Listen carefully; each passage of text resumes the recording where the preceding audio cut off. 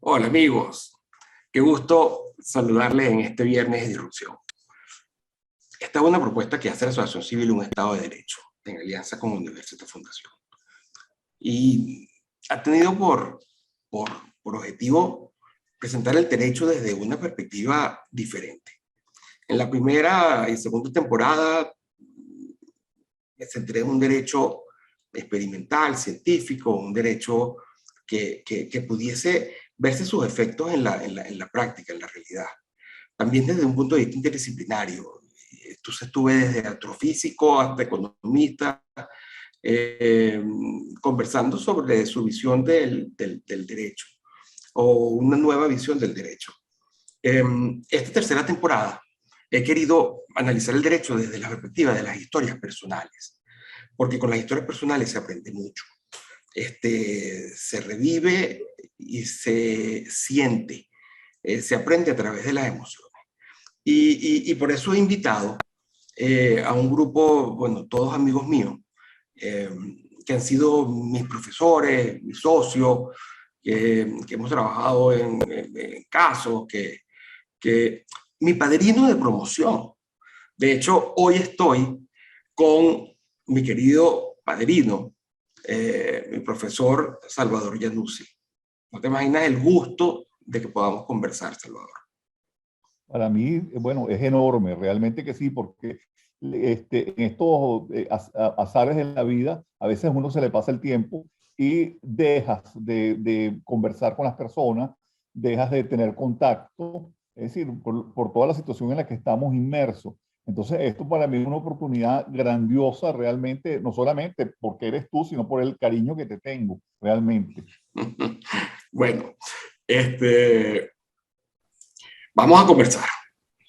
Y yo voy a Magnífico. empezar por lo que a mí más me da curiosidad siempre. De hecho, yo cuando voy de viaje en el avión, lo que estoy es pendiente que está leyendo la gente. Así que te pregunto, ¿qué tienes en la mesita de noche, Salvador? ¿Qué te estás leyendo?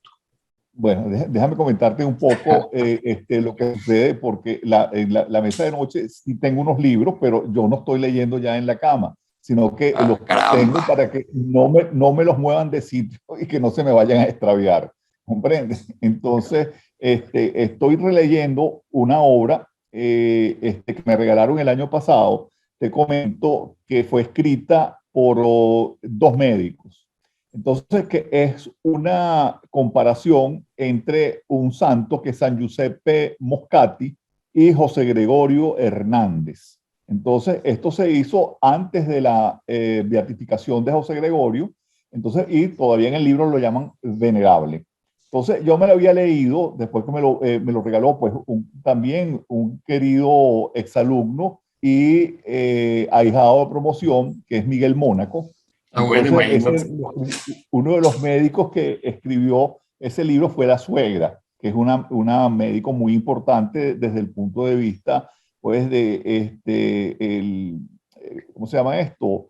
De patólogo, realmente.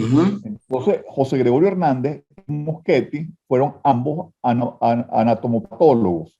Y no solamente, sino que también atendieron a los pobres. Entonces, se comienza a hacer una comparación de las vidas de ambos y realmente es muy interesante porque adicionalmente, pues también hay un enfoque, si se quiere, que histórico del ambiente en que ambos se desarrollaron. Y más o menos era una época simultánea de alguna forma.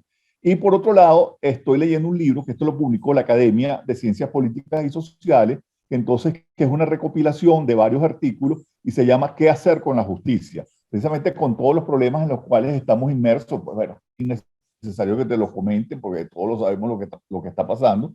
Entonces es ver las propuestas que están allí y qué pudiera eventualmente hacerse. Ahí hay un artículo mío que se refiere a la necesidad de la reforma del Código de Procedimiento Civil. Por supuesto que esto fue escrito antes de la pandemia, entonces, y ya se hacía alusión un poco a la necesidad de utilizar los medios telemáticos para el uso del derecho. Que de alguna manera habían comenzado a utilizarse aquí en Venezuela, que lo sabemos con el Juris 2000, etcétera, con el portal de la Corte Suprema de Justicia heredado por el Tribunal Supremo de Justicia, en la cual uno podía consultar decisiones, sentencias, etcétera, que era pues una muy buena herramienta, no solamente para los abogados del interior, sino para los que vivíamos en Caracas, que nos economizaba el viaje, si se quiere, a 2 pilitas para ir a revisar los expedientes, salvo que hubiese alguna novedad que uno podía leer pues, en el portal. Todos esos son los 2 libros que estoy leyendo en este momento. Imagínate, o sea, pero el segundo es trabajo. Bueno, Y lo metiste de noche en una caja fuerte para que no te los quiten, no te los muevan de ahí. no, exactamente. Está bien. Eso es sagrado. Mira, Salvador, una de las cosas que yo he querido, y por todo ese paso que tú has tenido, imagínate, ¿desde cuándo estás dando clases en la Católica? ¿Cuándo te iniciaste en la docencia? Mira, eso fue, te puedo decir la fecha exacta porque fue el 1 de octubre del 1979 y coincidió que ese 1 de octubre era un día lunes. Entonces me tocó pues un curso que era el 5.º año para la materia práctica y te explico, porque en esa época el curso nocturno lo dividían en 2 partes. Entonces teníamos la primera parte que era clases el día lunes de la A hasta la L, los alumnos cuyos apellidos comenzaran por ahí hasta la L, y el siguiente día, el martes, era de la M a la Z. Entonces, como era una asignatura práctica, de alguna manera no se repetía, porque los ejemplos y los casos pues, que se ponían en ambos grupos eran diferentes. Entonces, no es que para que el grupo del martes no tuviera una ventaja sobre el grupo del lunes. Pero esto, digamos, de alguna manera, sí te explico que ya había tenido una petición anterior, porque termina la gestión como decano del profesor Jorge Sosa y designan como decano el profesor Alfredo Morles. Ambos fueron profesores míos.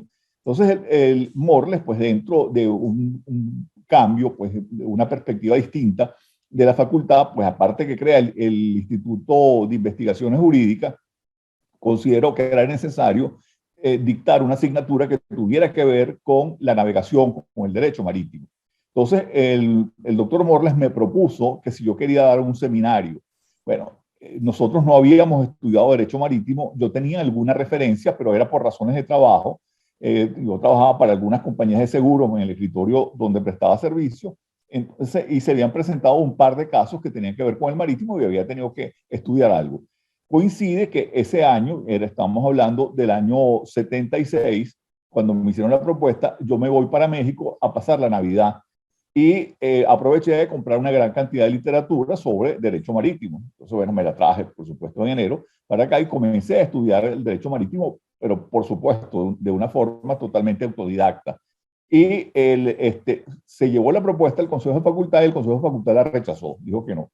Entonces, nunca se abrió el seminario, pues, de Derecho Marítimo, pero a mí me quedaron no solamente los libros, sino los que había podido aprender. Entonces, luego es cuando se plantea el problema de las prácticas. ¿Qué había pasado con las prácticas? Que había una gran desorganización, los alumnos lo tenían como una materia de relleno, entonces Morles dijo, no, mire, esto hay que inserirlo de alguna forma. Y lo siguiente era que había una discusión en esa época si era importante que se dieran materias prácticas. ¿Por qué? Porque algunos decían que lo más importante era la teoría y que la práctica lo que era una distorsión de la teoría y que lo que se enseñaba era a los alumnos a hacer casi que triquiñuela, pues, lo cual no era verdad, pues simplemente decir, mire, cómo se aplica, piensen, es decir, cómo ustedes van a llevar adelante el derecho sustantivo que han aprendido. Y ese fue un poco el objeto. Entonces, efectivamente, se logró, pues, en un momento determinado, darle un sentido a las prácticas que no era, pues, de relleno y no era que simplemente para tener un requisito que cumplir para poder graduarse. Entonces, esto totalmente cambió desde ese momento. Mira, bueno, imagina, o sea, veo entonces esa batalla, lucha por hacer que el derecho no quede solamente en la mera teoría, sino en que se reconozca lo importante que es ver su aplicación, sus efectos empíricos en la práctica, e incluso ver el funcionamiento de la sociedad como para saber cómo juzgar a ese derecho, que es lo que se hace mucho con la sociología jurídica. sea que desde entonces, porque yo creo que todavía ese es un tema que está pendiente en la enseñanza del derecho en general, me refiero incluso no solamente a nivel de Venezuela, sino en toda la región. Así es. Así eso se ha mantenido. Lo que pasa es que, obviamente, es decir, no es que podemos decir que a raíz de la pandemia todo cambió.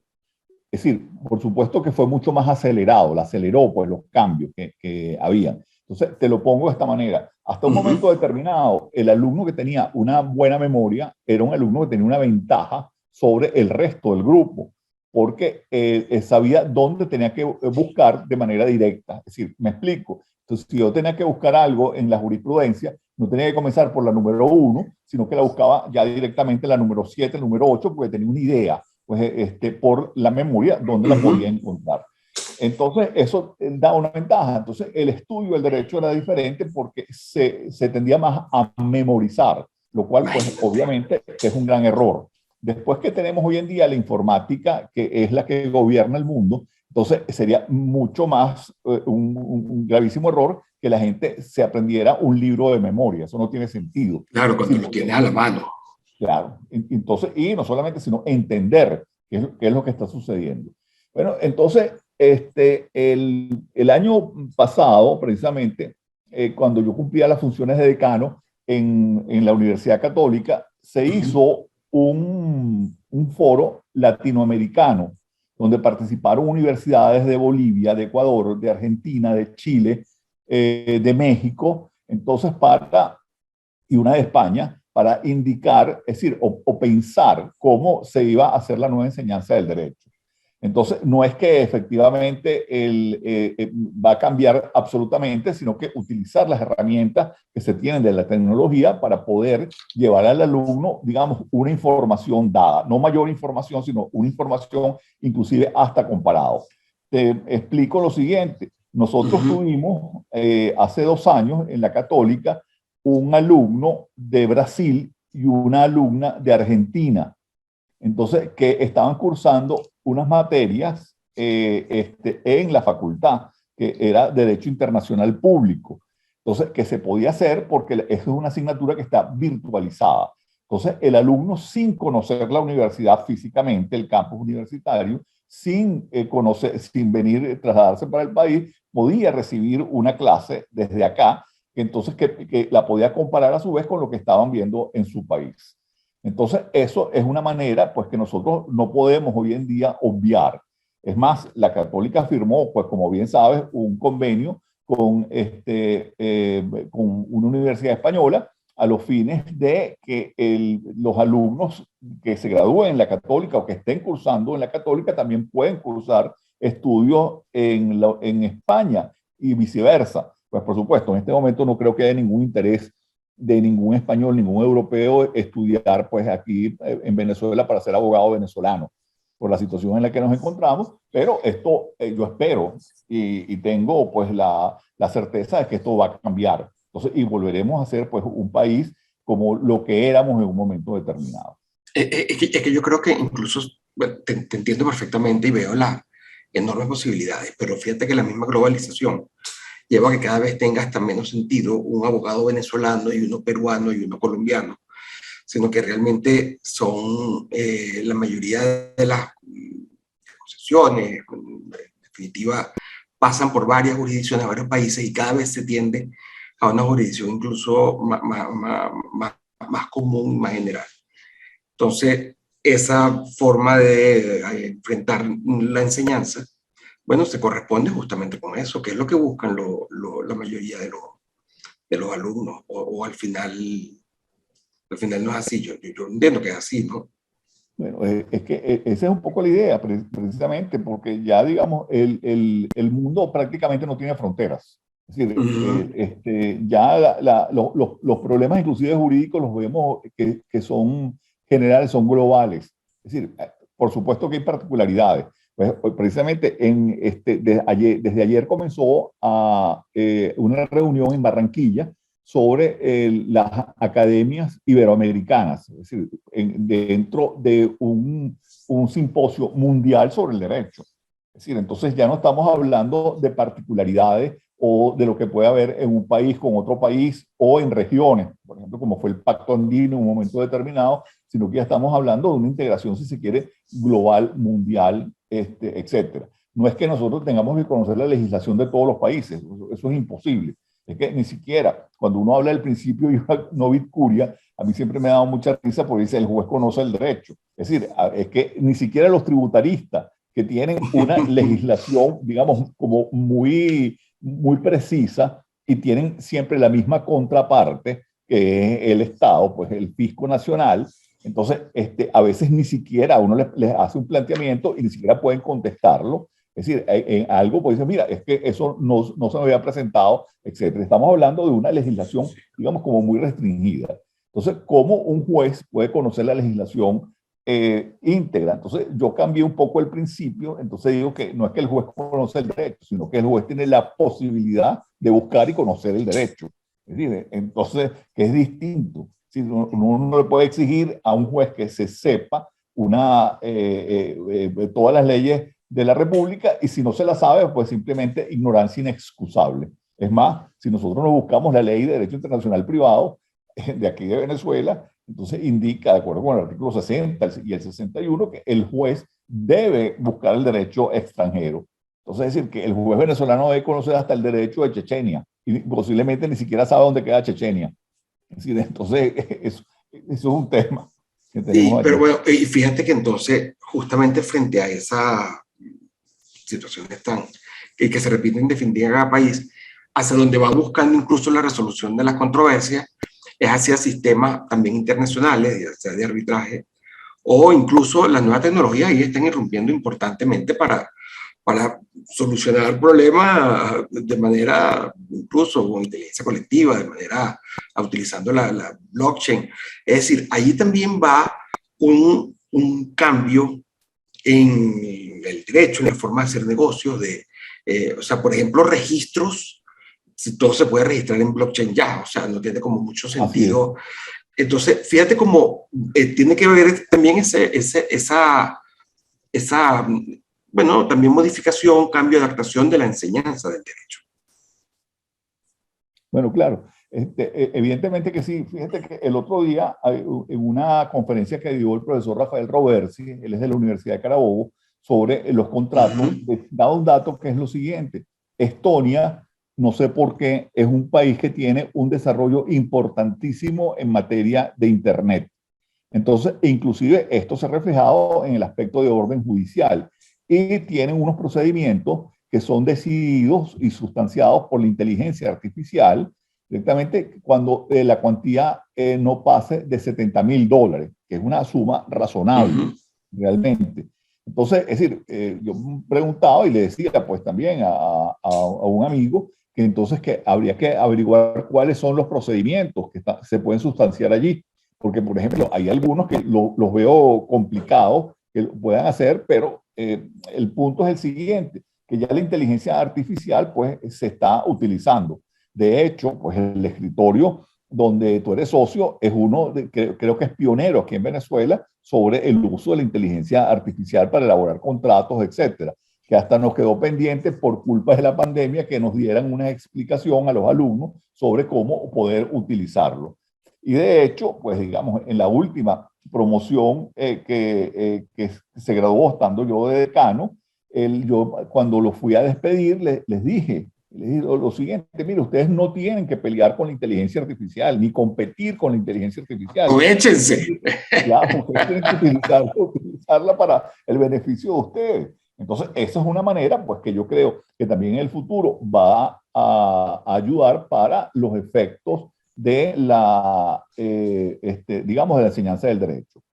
Sin duda. También, de hecho, se creó en posgrado en la Católica y se está creando un diplomado que se refería al uso de la tecnología en los procedimientos judiciales. Sí, porque a veces uno dice, esto como que es muy fácil, pero de repente uno comienza a encontrarse con obstáculos que no es que sean insalvables, pero hay que conocerlo. Entonces, era un poco explicar que la gente se familiarizara con esto. Entonces, esta es una manera. Y yo creo que hoy en día deberían revisarse, pues en el mundo y en Venezuela en particular, los programas, y me estoy refiriendo específicamente a los de derecho, para, si se quiere, desbrozarlo de algunas asignaturas que pueden ser ya hoy en día no importantes, entonces concentrarse en lo que sería un poco más importante y hasta incluso, digamos, ver si se puede rebajar un poco el número de años en el estudio de la carrera. Es decir, antiguamente en Venezuela el abogado se graduaba a los 4 años, presentaba una tesis, etcétera. Después eso se cambió. Yo creo que eso puede regresarse pues otra vez a los 4 años, porque la gente hoy en día tampoco quiere carreras muy largas. Entonces es Y una tiene que fórmula. ser práctica, tiene que ser práctica también. Claro, es una fórmula. Fíjate, tú me comentabas algo ahorita, cambiando un poquito el tema, pero sobre Estonia. Estonia es un país a lo que los venezolanos tenemos que echarle un vistazo, porque luego de salir del comunismo, tomaron una serie de medidas, entre ellas la de digitalizar absolutamente todo el Estado y reducir impuestos, y una serie de medidas bien interesantes que han permitido que Estonia se desarrolle de esa forma. Y sí, el tema de los contratos, de contratos inteligentes, es algo que llega y que se queda, porque es que es muy beneficioso realmente para todos. Así que ese proceso va, y Estonia es un buen país para tener de referencia. Tienes ahí toda la razón, Salvador. Yo creo, pero ese es un dato que muy poca gente conoce. Entonces, y creo que hay que darle difusión y ver qué es lo que están haciendo, es decir, a ver y qué podemos aplicar de esa, digamos, de esa institucionalización que han hecho con la digitalización aquí en Venezuela. Y por supuesto, en el área que a nosotros nos compete, que obviamente que es el área jurídica. Entonces, y Sí. dentro de eso, entonces, ¿qué hacer con la justicia? Bueno, fíjate que Estonia en estos días salió un Visual Politics sobre la educación en Estonia. Está de los primeros sistemas educativos, cosas que se han construido en cuestiones de las últimas 2 décadas, y en buena medida lo que han hecho es dejar a los colegios con muchísima libertad a que compitieran con una especie de sistema, que los colegios tienen presupuestos según los alumnos se inscriben ahí o no, con los que los colegios han comenzado a competir y a especializarse. No están gastando tanto en educación y tienen unos resultados enormes. O sea, maravillosa referencia realmente, Salvador. Que la gente vea lo que ha pasado en Estonia, porque ahí puede haber una referencia para lo que podría ser una nueva Venezuela. Así es, así es. Mira, yo te quería conversar de unas 2 o 3 cositas más, pero es como para que me digas. Yo sé que tú siempre dejaste de ser decano en la Católica hace poco, entonces mi pregunta, yo con mi curiosidad, ¿cuál es tu línea de investigación actual? ¿Qué es lo que estás investigando? ¿A qué vas a dedicar ahorita todo ese tiempo, tú que nunca has parado de trabajar y de enseñar? Fíjate tú lo siguiente, bueno, yo acabo de terminar un pequeño trabajo. Porque me imagino que vas a tener más tiempo libre ahorita, ¿no? Bueno, sí, evidentemente. Es decir, bueno, lo que pasa, mis clases eran siempre en la mañana muy temprano y te quedaba el resto del día pues para dedicarte a otras actividades. Pero lo que pasa es que también desde el punto de vista, vamos a decir, de lo que es el trabajo judicial, se ha disminuido enormemente. Es decir, por todas las circunstancias que nosotros conocemos y sabemos. Me lo va a decir a mí, que soy administrativista. Entonces, no entremos en esos detalles. Pero el asunto es lo siguiente. Entonces, yo acabo de terminar un pequeño trabajo sobre lo que es la prueba de informes digital. Es decir, precisamente enmarcado un poco dentro de la situación actual de Venezuela, porque nosotros no tenemos, digamos, una regulación digital para sustanciar procedimientos. Y sin embargo, se han venido haciendo de alguna forma en base a algunas leyes que ya existen acá y las resoluciones que ha dictado la Sala Plena y las resoluciones que ha dictado también la Sala de Casación Civil. Entonces, en base a eso, pues monté el trabajo. Entonces, luego hay otro que creo que lo van a publicar en la revista de la Facultad del Derecho sobre el defensor ad litem. ¿Qué es lo que pasa con el defensor ad litem? el defensor ad litem hasta ahora cambió la jurisprudencia en un momento determinado y comenzaron el Alto Tribunal de la República a decir que el defensor ad litem, es decir, simplemente no podía quedar confeso. Entonces, y esto a mi modo de ver, trae un inconveniente, que es el siguiente, porque si el defensor no contesta la demanda, no cumple con su carga, hay que reponer. Entonces, esto podía pasar, pues es decir, algo interminable. Entonces, la conclusión que yo llevo en el trabajo es que el defensor sí puede confesar y las razones que las explico allí. Entonces, lo que sería que el defensor lo que tiene es una sanción. Debería tener una sanción por el Colegio de Abogados al no haber cumplido pues con la carga que había asumido y que había jurado cumplir. Entonces, es más, pues entonces, con lo cual estaba mucho más comprometido. Y estoy haciendo un trabajo que lo había dejado un poco sobre lo que es el juramento. Es decir, la prueba de juramento, que es una prueba que todo el mundo dice que está desfasada, y eso no lo dicen ahora, eso lo dicen inclusive hasta autores del siglo XIX. Pero yo ya había hecho un trabajo sobre el juramento de noticias. Entonces, ¿debe estarlo o no? No, yo creo que no. Entonces, es una prueba, porque es que inclusive tenemos dos normas en el Código Civil que la única prueba que admite es el juramento. Es decir, no se puede probar de otra manera. Entonces, o me cambian el Código Civil y me dicen, mire, usted lo puede probar de esta manera, o me tienen que dejar la prueba de juramento. Pero no solamente, hay algo más que es todavía que el juramento estimatorio, que eso nadie ha querido meterse con el juramento estimatorio. Entonces, y es fundamentalmente lo que sería el fondo del trabajo, el juramento estimatorio, donde hay unos problemas interesantísimos que pudieran eventualmente presentarse. Entonces, estoy en eso. Está en eso, entonces sigues metido trabajando pruebas. En este momento, claro, no solamente, sino que yo creo que ya para el próximo año sí me voy a dedicar a sacar un pequeño manual de derecho probatorio, que creo que esto va a servirle a los alumnos, pues por supuesto, hoy en día todo es digitalizado, lo pueden descargar directamente, y esto le puede servir, pues digamos, como orientación dentro de los estudios. Bueno, me parece muy bien, porque siempre un manual tiene, bueno, ese objetivo de hacer un paneo general. Tiene que tener paciencia, porque para ponerse a escribir un manual, pero me parece muy bien. Me parece muy bien. A mí me parece, yo conociéndote, que te vas a aburrir y vas a seguir escribiendo otro tipo de cosas. Pero mira, ahora te pregunto, ya como para terminar, Salvador, y tú siempre estabas muy cercano a los libros, y yo eso lo sé porque hemos conversado también. Entonces mi pregunta es, ¿qué libro importante te ha marcado que podrías recomendarle? En especial piensa, bueno, ya tus alumnos, mis alumnos, que son veinteñeros que están empezando. Eso es vivir. Eso es bien complicado y te explico el por qué. Fíjate lo siguiente, cuando vi un libro que para mí fue importante, pero te estoy hablando esto en los años 60, mediados de los años 60, finales de los años 60, que fue un libro que se escribió en 50 años antes, que es el Demián de Hermann Hesse.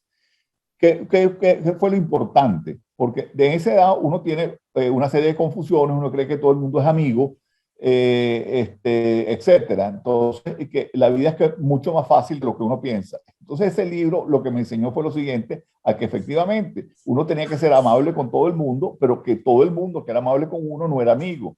Entonces, que uno había que decantar, pues los amigos, vamos a decir, fiesteros, de los amigos que eran, entre comillas, serios. Es decir, entonces, sin dejar de tratarlo, pero mira, tú tienes que enfocarte en tu vida.